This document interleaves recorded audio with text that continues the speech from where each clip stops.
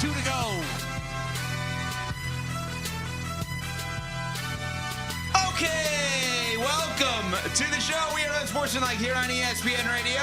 ESPN2, we are presented by Progressive Insurance. You can be a part of Unsportsmanlike Nation on the Dr. Pepper call line at 888-SAY-ESPN. That's 888-729-3776. ESPN Nation is presented by Dr. Pepper. It's not college football season without the delicious taste of an ice-cold Dr. Pepper. College football, it's a pepper thing. 880-ESPN New York with the call. Knicks Radio Network. The New York Knicks beat the Cleveland Cavaliers, Madison Square Garden last night.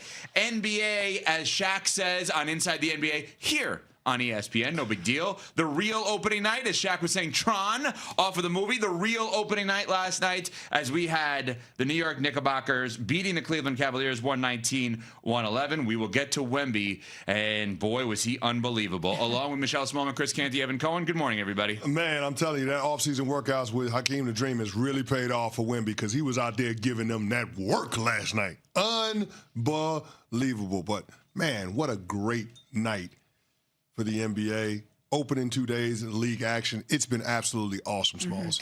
Lakers, Warriors was unbelievable. OKC, really. Rockets was unbelievable. That was great. Last night you have Cavs, Knicks, and even though both teams missing some key pieces, that was a great matchup. Wemby is exerting himself in a different way. And by the way, inside the NBA with us, how cool is that? How cool is that? Getting to watch them yesterday and have Chuck talk about how cool it is to be on ESPN, that he grew up wanting to be on ESPN. I was like, I feel that every single day, but to have Charles Barkley say that, it's a pretty cool thing. I laugh at those. I don't want to get on the soapbox this early, but why not? Oh, ESPN is going to ruin Inside the NBA. No, ESPN is damn smart. That's why ESPN is ESPN. You know what ESPN did? Went out there and signed the biggest free agent in history. Yes. Inside the NBA. And you know what ESPN did brilliantly? Go to work, guys. And you know what they did last night? Kick butt. They were amazing. So they were good. funny. I sent in about 100 clips from Sportsmanlike Moments already today, including Ernie was doing bits last night. So it good. was awesome. The only thing that bothered me is when they did the fake Charles Barkley schedule of like all the different appearances that he would have all day. Can we be on the fake schedule? We have to be. Yeah. They put things that don't exist anymore and different like random things like Ocho and things like that. Not me, but ESPN the Ocho. Like I think our show goal should be to be on the fake Charles Barkley ESPN schedule.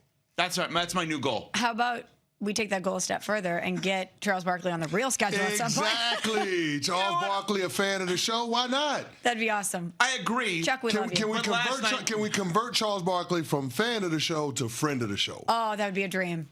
Yeah, I'm not turning that down. Okay, I'm just saying. Why not? But I did like the fake schedule bit that they did there. Yeah. That was funny. Yeah. So, yes, you're right. Inside the NBA, Smalls, being on ESPN.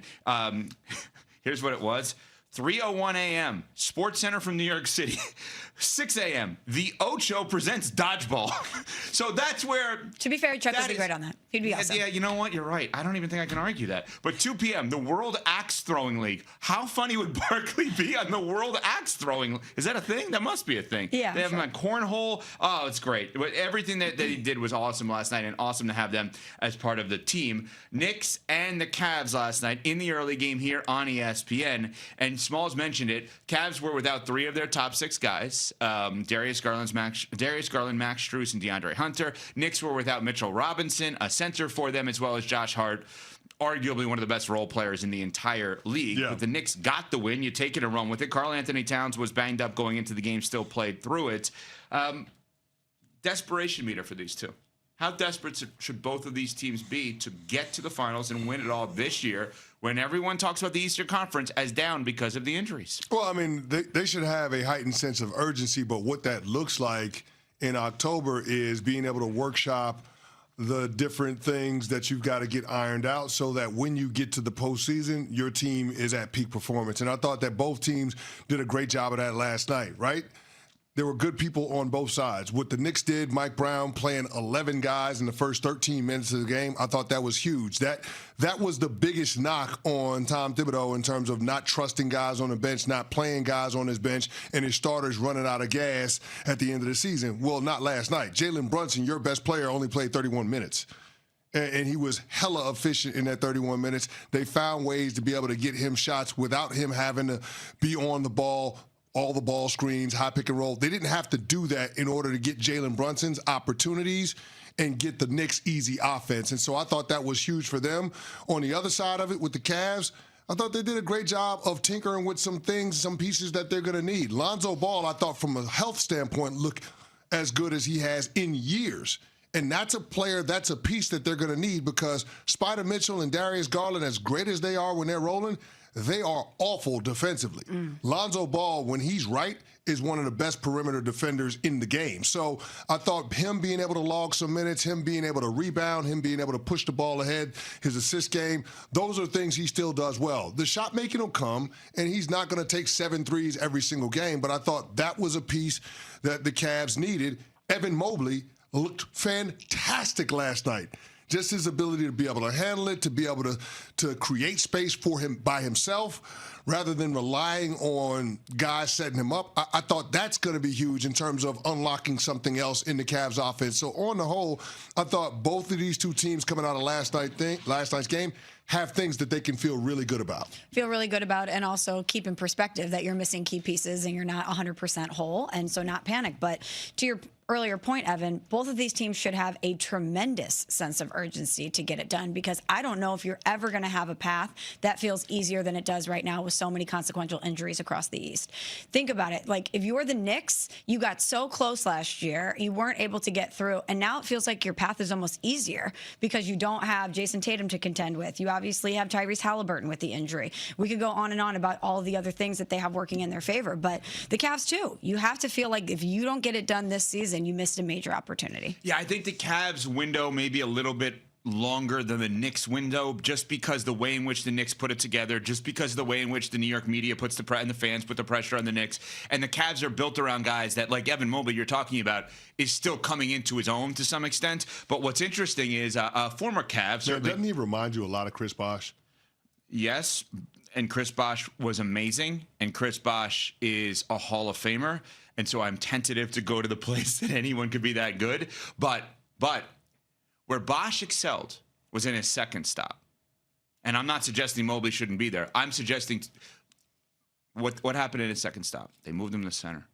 They played a little bit more small ball. He plays next to Jared Allen. And that's always going to be the thing as to whether or not that's the best usage of him or is the best usage of him to play that center position and have guys around him on the wings. Well, I think you got to have both, especially with the Oklahoma City Thunder, the Houston Rockets, all those teams coming out of the West. They are deep and they are long. No question. No question. So, yeah, I love the idea of the Twin Towers for the Cavs. So a former Cav may be putting a little bit more pressure on the current Cavs as LeBron James and Steve Nash have the Mind in the Game podcast. A reminder, that is a current Lakers employee and a current Suns employee actually doing a podcast together, which is interesting. And here is what LeBron and Steve Nash had to say about the Cavs and the pressure this season.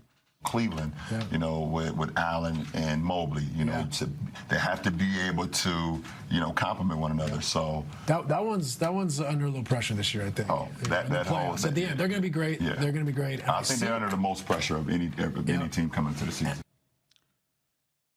Why would he do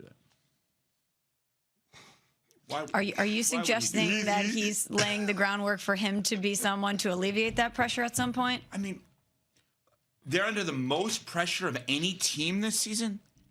I don't believe that to be true. I don't know how they're under more pressure than the Knicks. They're not. Who went to the Final Four for the first time in 25 years and then fired the coach that brought him there. How about Hello. I don't know that they're the top. They're telling you that wasn't good enough. Exactly. There's only one other place to go. There's only one more round after that. Correct. I don't even think Only they're up in the from top 2 or 3 in the Eastern Conference. Who the else? Bucks are under way more pressure. Oh, yeah, because Giannis potentially leaving. Because Giannis made it clear without making it clear. I'm here this year. But after this year, we'll see, right? Are you putting Philly in that combo? No, because I think Philly intelligently is leaning young with VJ Edgecombe with 34 last night, Maxey with 40. Like they're almost like, yeah, we have these older guys on the team, but we don't care. We're focusing on these two young guys in the backcourt, as they should. But I mean, you're looking at the Knicks absolutely have more pressure, I think, than the Cavs. I think the Bucks have more pressure this year than the Cavs. So that's 2 in the Eastern Conference alone. Who's the other team? You said 3 teams. No, I said 2 or 3 in the Eastern Conference. I think those 2 specifically. And I think you can make the argument, Orlando does, for this reason. Remember, the Cavs started their run with a different coach. This is the second coach of this group, right? JB Bickerstaff, great coach with the Pistons. They made a change. if Jamal Mosley doesn't get Orlando going, they could have a change. When I look at pressure, it's like what we talk about in the NFL. Like, is it Super Bowl or bust? Well, what happens? Are you going to get rid of the coach or quarterback? And the answer is no in a lot of these cases. In this case, could Orlando make a change at head coach? Of course, right? So I think the idea that the Cavs have the most pressure on them of any team in the league is nuts. That's before I even get to the Western Conference. So what's the rhyme or reason why he's saying that? Well, there's always something with him. Okay. And what do you think that something is? Could he I still think he's going to get moved. Could he potentially look at it and say, that team has more pressure. You need one more piece to put you over the top. Hi, I'm me from Akron. Finished my career here. Like, I'm just... What could that piece be? Yeah, him. He's the pressure. He's the one that gets them over the top in his mind. Why would you do that? Why would you do that to the Cavs? It's not even true. LeBron, if he chooses to be, is going to be a great NBA analyst. He will be great at this job. Well, he's already a great NBA analyst on his podcast. Right, which actually was what he's doing now. Yes. But that's not good analysis. How about your other squad, Minnesota? Western Conference Finals 2 years in a row. Don't they have to take a step further? Aren't they? I think we're all at the place where we're acknowledging what LeBron James said was ridiculous. What we're trying to figure out is why did he say it. And you believe it's because he's angling for a departure from L.A. To that, I would say, why would the Cavs do that? Why would they do that? Because of what we just said before. The Cavs should have zero interest in that. You know what? Why would they do that? Okay. Rob Lorenzo, our social and digital director, he's a diehard Cavs fan. There's no world that exists where he would want them to run it back with Bron. No world. And I think most Cavs fans agree. Most Cavs fans feel like that. So if you're the Cleveland Brass, why would you interrupt what you're building with this young core of players? What would be the point? What would be the rhyme or reason? I agree with you. Especially from a leadership standpoint, too. Think about that. Like, LeBron comes in. He obviously is LeBron James, second greatest player of all time. He's won there. He has history there. Yeah. And he's going to want to come in there and exert a certain amount of power and control. Why would you do that to Donovan Mitchell? Why would you do that to what seems to be a great locker room with good chemistry? Because obviously that's going to upend it in a pretty significant way. I agree with you. I'm just saying that was an interesting thing. And, Nuno points out, our producer, that ESPN.com says the Cavs have the most pressure on them to win the title this year also. What happens if they don't? Like, what Nuno said that more than the Knicks? No, I didn't say that. ESPN.com said that. Did I not need to say that part? I was like, Nuno, what? I'm sorry. I apologize. He pointed out that ESPN.com has that in terms of the pressure rankings. I just don't know what happens if they don't. So they trade Jared Allen? That's like going to be a huge headline for everybody? No. Like, pressure means you get rid of your star player or you get rid of your coach. That's what makes the headline. That's why we talk about the Bills, the Super Bowl or bust. That's why, by the way, interestingly enough, we now have to loop the Ravens back in because now there is the conversation about John Harbaugh in terms of Super Bowl or bust. Well, playoffs are a win or bust, I guess, at this point. But you get the point. What happens? Nothing. Now, what happened last night with a certain 7'4", 7'5", 7'6" guy is truly unreal. We will get to that coming up after Smalls has nothing in front of her. So we are going to get to that. Hold on. I got it. I'm sorry. Has that as first with Venmo.